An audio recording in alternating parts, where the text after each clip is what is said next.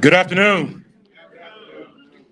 You guys have a little extra glow with you this afternoon. How about that?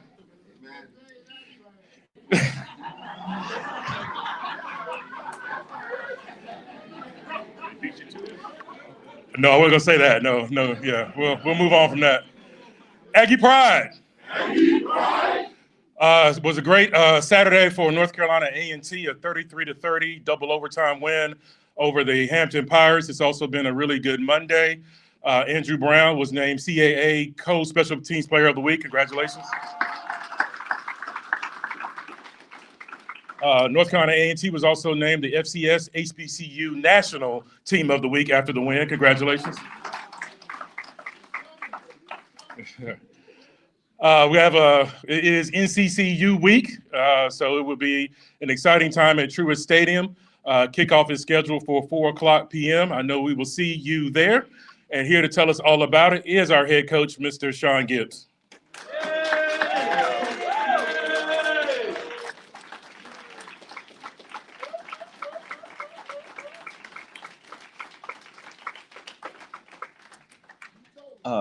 Good afternoon. I want to start off by thanking my Lord and Savior, Jesus Christ, for all that he has done and all that he will continue to do. I'd also like to start this off by making an apology. My actions after the game on Saturday against Hampton was caught on tape, and I just want you guys to know that that's not how I want to represent myself, my family, this program, or this university, and that won't happen again. So thank you for that, and I apologize. But to the game, I can't tell you how proud I am of these guys. They showed the heart of a champion to be down 10 points with under a minute left and to come back and find a way to win the football game shows the resiliency that these guys have. They've got a lot of fight. We were able to win a football game, our first CAA win with our 6th and 7th quarterback. Now, they're not. Now, I want people to understand that was just the number that they were in the organizational chart. The reason we were able to win is because they don't see themselves like that. They both see themselves as the number one guy. And that's the only way that you're going to get a program to where we're trying to go is when everybody prepares like they're a starter. So I want to tip my hat to the quarterbacks, Noah and Nelson, to Coach McGee for getting those guys prepared, as well as the entire quarterback room, because it took all of them. This shows what a family those guys are.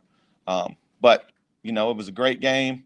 Guys made plays when it mattered, and we were able to get our first CAA win, first home win, and it was a wonderful thing. But now it's time to move on and flush that victory. This week, 4:00 on Saturday, we got North Carolina Central. Great team, championship team. They have a great coaching staff led by Coach Oliver, two really good coordinators, and Coach Leone and Jesse Thompson. They got a really good quarterback, really good running back, Chris Mosley. He's explosive. They play hard on defense. They got a nasty offensive line, and it's going to be a challenge. But this is the game. This is not just another game on our schedule. It's versus North Carolina Central. It's our rival. We're looking forward to it. We're going to exceed their physicality. We're going to exceed their effort, and we're ready to go. So we'll see you Saturday at 4:00. Coach, last week you were pretty adamant that you did not like night games. In lieu of what happened this past week, have you changed your stance on night games? No, I haven't. I mean, I'm saying as a coach, our players like night games, but I can't wait around all day. I'd rather get up and get after it. Like waiting around all day and having to watch these knuckleheads till 5 o'clock. No, give me a 12 o'clock game. But seriously, what was that environment like? It was pretty bad. It was a great atmosphere. When I walked out the stadium, I said, man, this is nice. You know, what was it, about 15,000, 16,000 people there? It was packed. The band was cranking. They were loud. Great environment. So once I get out there, I loved it, but it's just waiting around all day. That's the part I don't like. And also, you're talking about the crazy amount of injuries that you suffered at the quarterback position coming into this week. You had lost 3 quarterbacks the previous week. had a great first half, 10-10 at halftime. Your freshman quarterback lead you downfield, and you find out at halftime, I guess, that he can't go. So what is the thought process? Like, oh man, we're doing this again? What was that the initial reaction? Next man up. I mean, only thing you can do is control what you can control. You can control your attitude, your effort, and your outlook. So there's nothing we could do about it.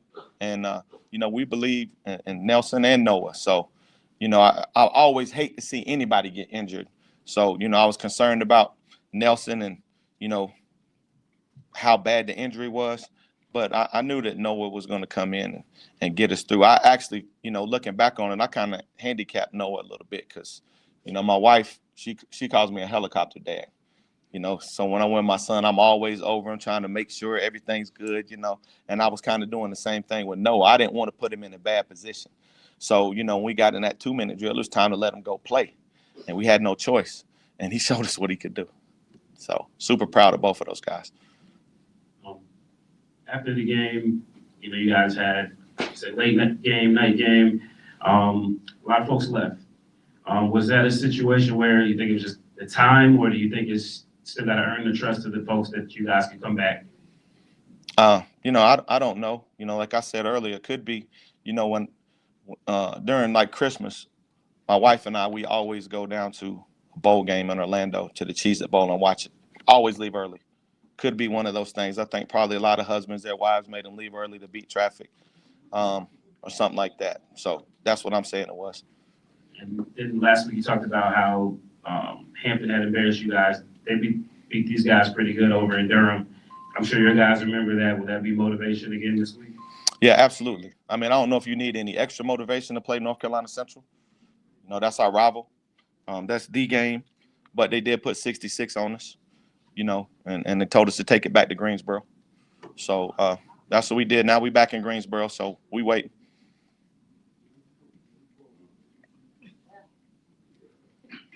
Coach, you talk about saying this is the game. Are you worried about players being too overhyped heading into Saturday? No, I want us to be too whatever. Like it's that type of game. Because everybody says that, but do you think they telling Ohio State and Michigan? You think Ohio State or Michigan is telling either one of those teams don't put too much in this game? No, it's the game. And so we're playing North Carolina Central, and it's the game. So we want to be hyped. We're going to be crunk. We're going to be ready to go. That's how you're supposed to be in a game like this. Coach, one thing that was evident was the physicality you brought in the running game. You saw that with J.T. Smith and Wesley Graves. Let's talk a little bit about those two guys going back and forth. Yeah, well, it starts with up front with the offensive line. Those are guys making the holes. But, yeah, Wesley was really running the ball, and JT did a good job, but JT also, was doing too much. The touchdown run that they had to review, we made that way too hard. Just stick your head down, jump over the pile, get a body up, do whatever you got to do to get the ball in the end zone. But getting north and getting the ball in the end zone, trying to bounce in and look cute, that was a little too much. That's what we can't do against a team like this. It's going to be a bloody your nose type game. So we need JT to run with the physicality that he's capable of, but also be a playmaker. And we know Wes is going to show up. I tell Wes all the time. I told him at halftime, we're going to put this game on your shoulders, and you're going to have to win it for us. I mean, he's 5'9", 225 pounds. That ain't easy. That's not fun to tackle. It's not fun to tackle in the first quarter. So they don't want none in the fourth quarter or overtime. So that's just our mentality. We want to try to be as physical as we can and be as tough as we can. And those guys embody that. Yeah, can you go back to the onside kick? What was this, I guess, the design of that kick, and who was supposed to block that? I know there's a lot of moving parts on onside. Well, I mean, it was designed. It was executed exactly like it was designed. First of all, it started with a great kick from Andrew, and we're trying to kick it and block all their frontline guys and let Aaron Harris recover it. And we got a good bounce, and it worked out just like we designed it. Why Aaron Harris? Why was he doing? Because he's a playmaker, and because we trust him. I mean, if you look at the guys that we're going to with the game on the line, Wesley Graves has been here a long time. Money Brown's been here a long time. Jamison Warren's been here a long time. Aaron Harris been here a long time. Those are the ones that's sick of losing. So if you need somebody to make a play when it counts, go to one of them because they want it. And I think it showed.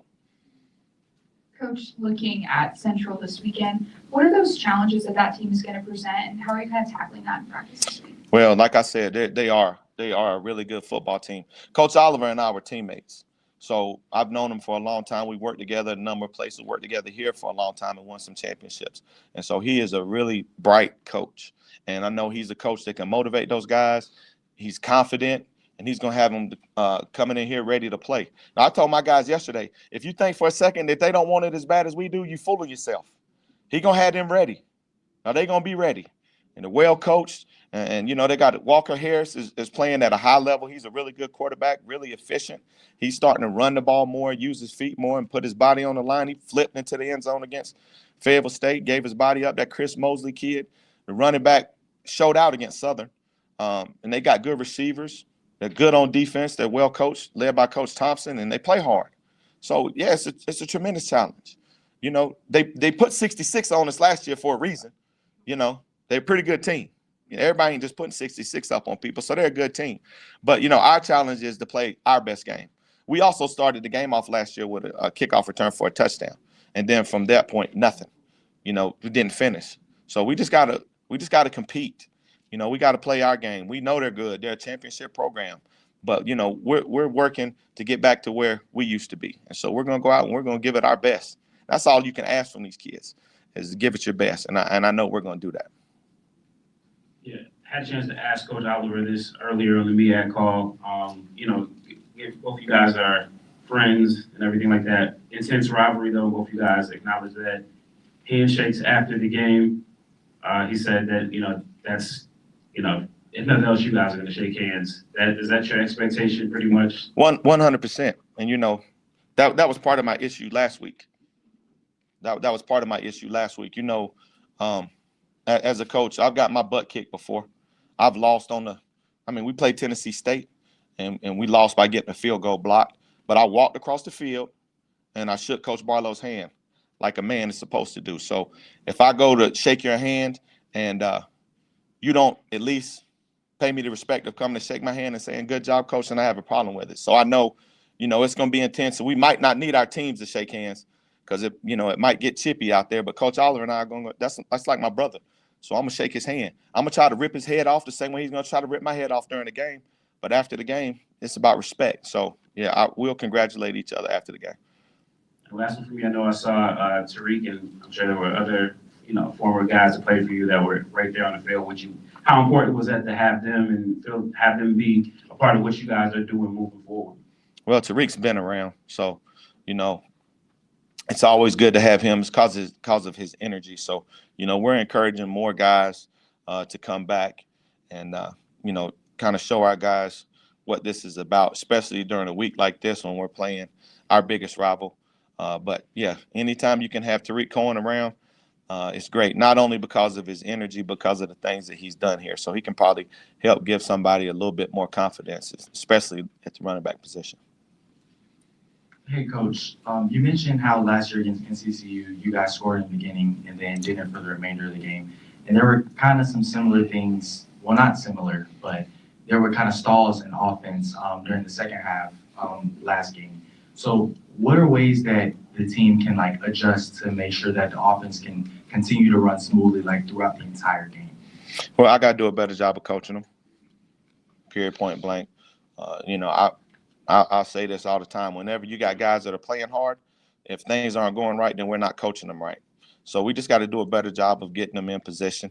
Like I said, I got to do a better job of trusting that Noah can execute the offense efficiently when he's in there and not handcuff him or handicap him. But we're going to go to work and we're going to get better. We haven't been together a long time. We've had 15 practices in the spring and, you know, a couple games. So we're going to continue to improve, and we got to figure out what guys can do and how to get guys involved. You know, that's something that I want to make sure that we're doing because we have some other playmakers. I mean, you've seen what Jameson Warren can do with the game on the line, but we got a Monty Jones and a couple other guys. You saw JD made a couple plays, but we got to get more guys involved in the offense. Of course, you know, I want to run the ball. I want to run the ball down your throat if I can.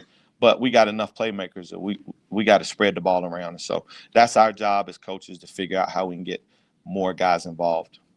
Thank you. Coach, what's the breakdown of practice going to look like this week? You did a great job at halftime. Thank you. Okay, I just want you to know that. Thank you. Well, we're not going to change anything structurally as far as how we do our practices. That's what you can't do in a rivalry. The only thing that really changes is the intensity that you play with. But we're going to try to keep the schedule the same as we've always done it. It'll be the same as last week as far as what times we're doing, what we're working on situationally. We probably will add a couple more situations. One thing that comes to mind is until Saturday during the 2-minute drive when we needed to score, Noah had never done it. He'd never done it. So that was his first time was in live action. So, that is a lesson to all the guys on the team where, just because you're not taking those reps, you need to be on the side taking mental notes. You need to make sure you're watching the film. You need to make sure you're actively engaged and understand what's going on. And Noah's a testament to that. So those are some things that we'll do. We'll make sure that we've got Noah and Nelson ready to go with any situations that they might not have worked on up until this point. Is there any specific drills in practice that you guys do to kind of get everybody fired up or to up the competition, basically? Well, we start off practice in a tempo period, and that's really good on good. So it's the first offense versus the first defense for 5 plays, and then the second offense versus the second defense for 5 plays. Just trying to go fast and get our juices flowing so we can start practice off the right way. But it's also, we talk about starting fast and finishing strong. So, that's what we're trying to do. We're trying to start the game fast and finish strong. We didn't really do a bad job of starting fast. I think we did okay on Saturday. We definitely finished strong. So what we got to really work on is the middle 8. That's the last 4 of the first half and first 4 of the second half, first 4 minutes. You got to win that as well. So if we can start fast, win the middle 8, finish strong, then we'll have some success. Obviously, big win. I know you said you flushed it. But what does that kind of say about your team to have a win like that? That they're resilient.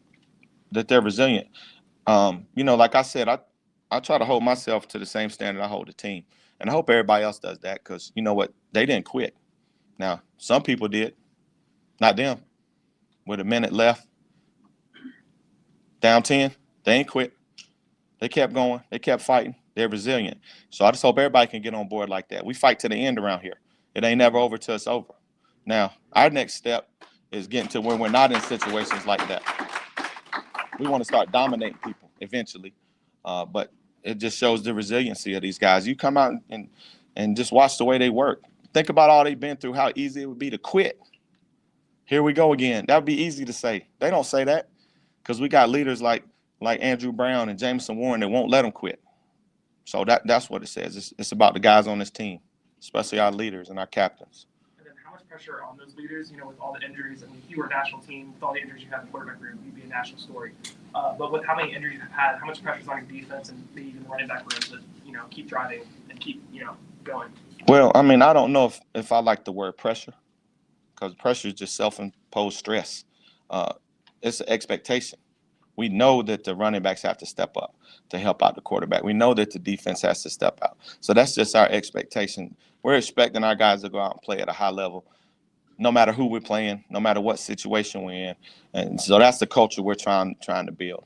And then lastly, you enter this room, round of applause, you've heard around. What is that kind of feeling like? I know you're trying to flush those energies. What is it kind of like to enter a room and have that kind of support behind you? It's been great, but it's not deserved. I mean, honestly, I'm just a coach. It's those guys that's out there playing. It's the assistant coaches that's putting the game plan together. I'm getting too much credit for that. That was all them. But I appreciate the support that we had. And like I said, in the locker room, those are the people that matter. Like the people that's in here and the people that stayed after the entire game and all those guys in the locker room, as long as we're doing it for each other, it ain't me, it's us. All of us did that. So all of us deserve. I don't deserve a round of applause. All of us do that. Coach Gibbs, taking a look at the game Saturday, beyond just winning the football game, what are some of the things that you're going to be looking to get accomplished actually in the game? Was your voice that deep Saturday? Now you said, what are we looking to get accomplished? Yes, sir. Well, I mean, to win. That's the main thing. I can sit up here and give you all these coaches answers that you want, but our main objective is to find a way to win the football game. And we know it's going to be a challenge. We know they're going to come in and they're going to be ready. We know it's going to be a dog fight, but they're coming in the doghouse. this week. And so we got to find a way to win. That's what it's about. It's about winning the football game any way possible. Thanks, Coach. Coach, as far as go back to your quarterbacks, you said you had to force to play 7 guys now who were initially on your roster. That says something about your recruiting. Like, how do you get 7 guys on one program who all have the intentions to step up when they call them? Well, we really only got 2 with Nelson and Jai. Those are the guys that we recruited. So, what I think it says more is about the coaching job that Coach McGee has done with those guys. I can guarantee you it's probably not another school in the country that's played 7 quarterbacks in meaningful snaps. There's no way. Not this early in the season. They probably can't do it. If you go to the end of the season, there probably won't be anybody else that plays 7 quarterbacks. Well, really 6, because Hooker would be the 7th. He hadn't played yet, but he's also played meaningful snaps here. So I look at it as a blessing now, because now we can say we have 7 guys on our roster that can come in and play high-quality football if we need them. So, there are no mistakes. Everything happens for a reason. So I just look at it as God is preparing us for something greater later. So, that's what we've been through is for us to get ready for something later. And those guys have done a great job of responding. So I'm just super proud of them.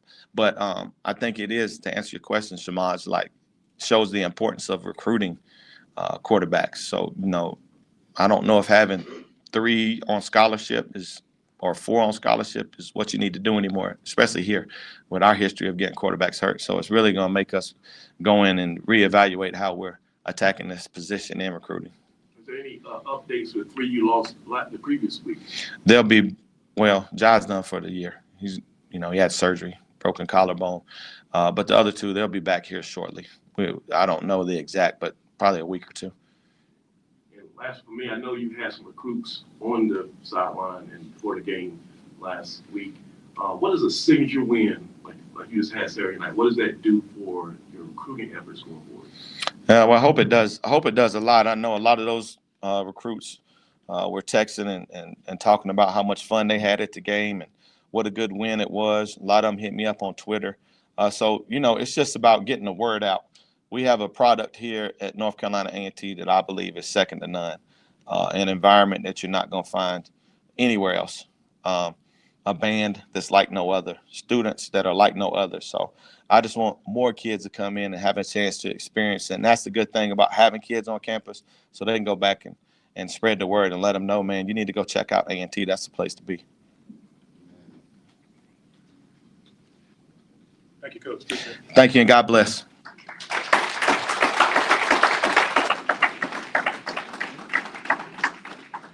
All right, just a reminder, if you have a question, just raise your hand, wait for the microphone. No, it's frustrating, but the folks online want to hear your wonderful questions, and they come up to me all the time saying they're yelling at, they can't hear the questions, so please wait for the microphone.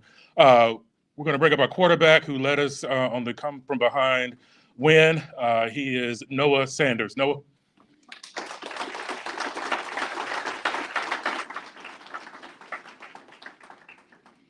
Thank you, Pride.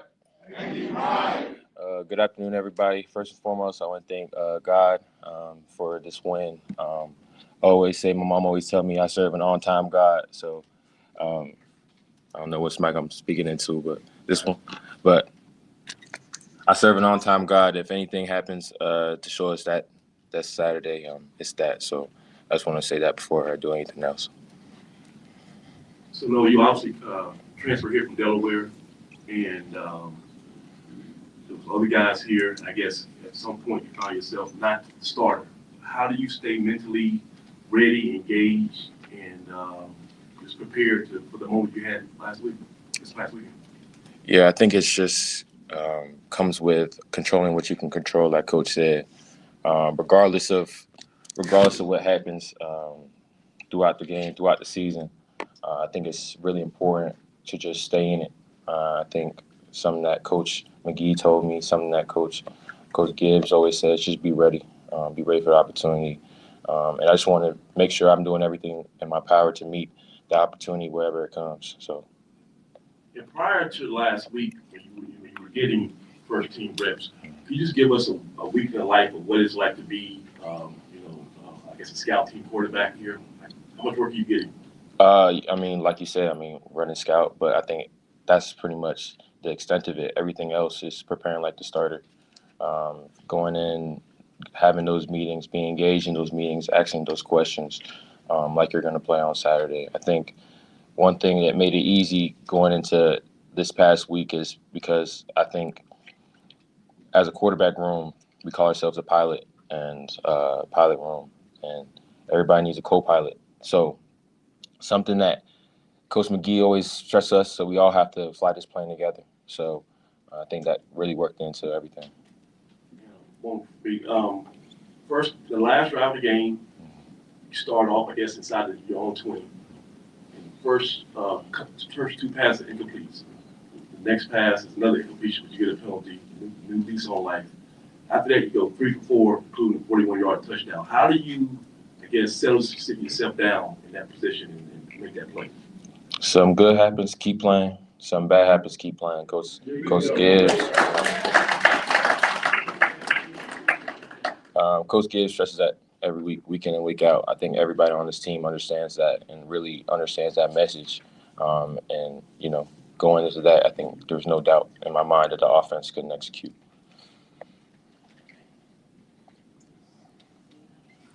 No, there was a moment out on the sideline before you went back out on the field where one of the trainers, she just told you, because I was walking past and I heard, she was like, believe in yourself.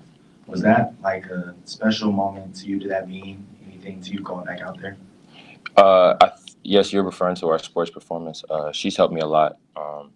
We've done meetings and stuff like that. And, you know, she was just on the sideline, just going in, just keeping my head up, keeping, like everybody on the team was, just keeping me engaged. And, you know, I mean, that means a lot. I think I've heard that countless times throughout the sideline, throughout the game. And I think that's just a testament to the guys that we have on the team, the character that we have on this team, that everybody believes in everybody. And that's something that I really appreciated, especially coming in and having to do that in the second half. So I appreciate everybody that, you know, encouraged me, especially her.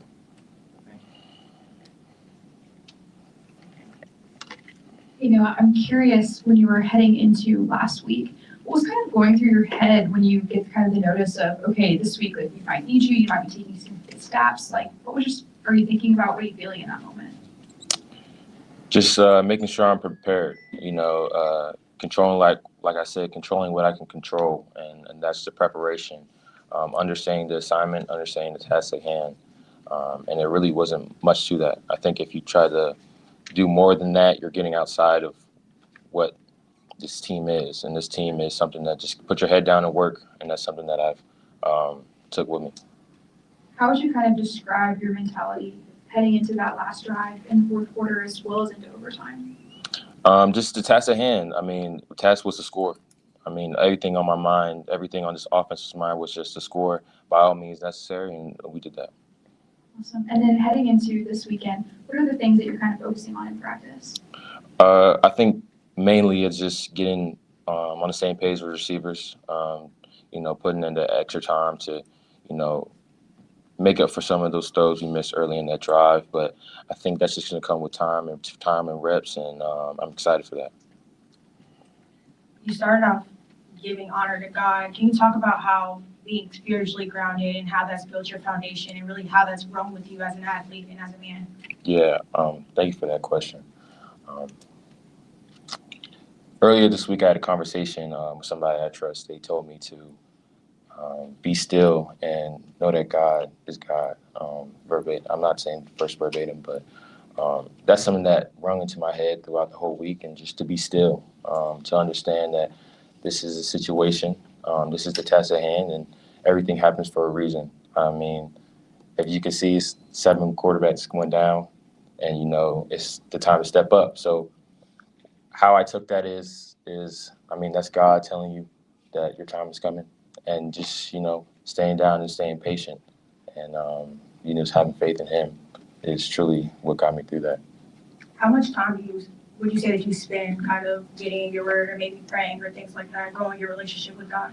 Yeah, I think especially in like adverse situations like this, I think having opportunities like this to turn to Him is something that I'm truly grateful for, because it kind of grounds me and allows me to sit back and really think and listen and hear for things and really trust in him. So I really appreciate that. Anything else for Noah? One more. So I saw in the spring game, I saw in the spring game, you have a pretty good deep ball. You can throw that thing on the button. So were you, was there a point in the game, Saturday, where you're like, Coach, come on, let me show them. You know, I know you guys do a lot of check downs, a lot of screens, but in the back of your mind, were you kind of wanted to let it rip a little bit? I mean, play quarterback, you know. I play quarterback. I think if you were to ask any quarterback in the country if they were to, you know, want their offense coordinator, you know, call the plays to go deep. But I think we have to understand the situation, at hand, and I trust Coach McGee in the play calling. And I think as the game went on, the trust started to build, and I, you know, trusting the wide receivers, O-line played extremely well down the stretch and played extremely well throughout the whole game. And that's something that I really want to say first and foremost. Oh my gosh, they play so well. Running backs play so well. It made it a lot easier to make plays like that. So I appreciate it. Thank you, Noah. Great job. Yeah, I appreciate it.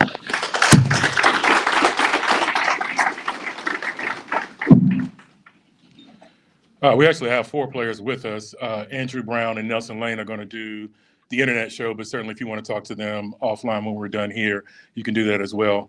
Right now, we're going to bring up veteran wide receiver, Jamison Warren.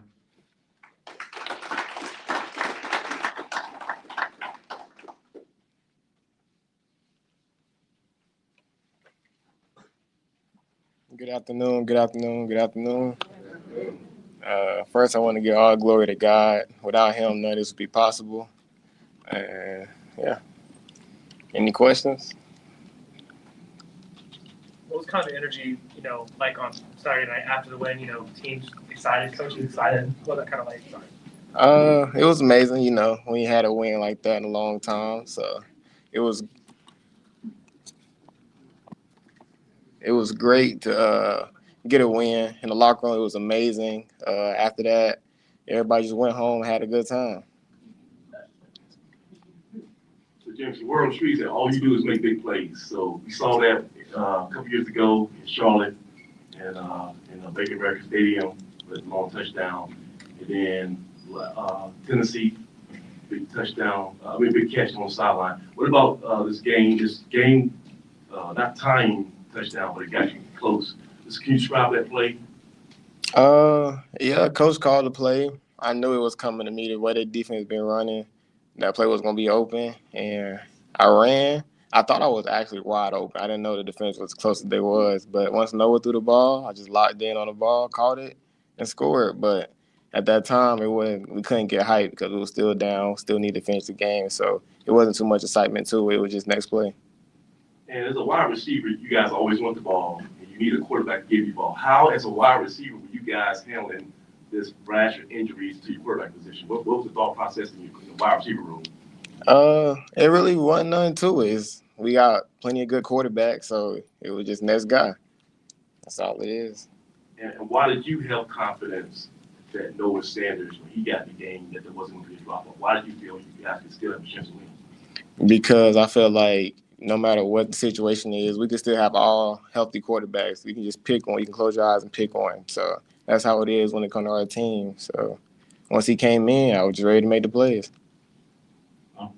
You know, you talk to a lot of people that Hampton game isn't necessarily a rivalry game, but you've been here the last couple of years or so. You've kind of seen that intensity. Did it feel like a rivalry game to you guys, or, you know, obviously after what happened last year as well? Yeah, they did beat us last year, but this was really a focus on this our first CAA game, first conference game, so it was just going out there trying to make sure we win that. And then, you know, obviously this week you have, North Carolina Central. Just talk about that game. Obviously, another situation where you guys are looking to end the streak and get some redemption. Yeah, of course, it's a personal game. It's Central, but at the end of the day, it's the next game on the schedule, so we just want to make sure we go 1-0. How has the confidence of the team grown after a win like that? I mean, you know, first one of the year, but how's the confidence kind of grown as you've seen? I feel like if anything, it just showed we can really win. No matter what's going on, we can win. I just think some of the young guys need to finally see how it is to win here, the support you get after the game once you win. So was really a great confidence boost. So I'm ready to see what we do this week. I know it's going to be a lot of, or there always is a lot of kind of trash talk out there and stuff like that. How do you kind of stay even keel when it comes to like a big rivalry like this? The trash talk, it really just, it gives you a boost. It makes you, sets your hair on fire, it makes you want to move fast, makes you want to hit hard, makes you want to just make them plays you never make. So I like the trash talk. They're going to do a lot of talking, but as you see, we're going to come out, we're going to play, they're going to talk, we're going to play more, they're going to talk, and then we're going to finish the game. Anything else for Jameson? Thank you, appreciate it.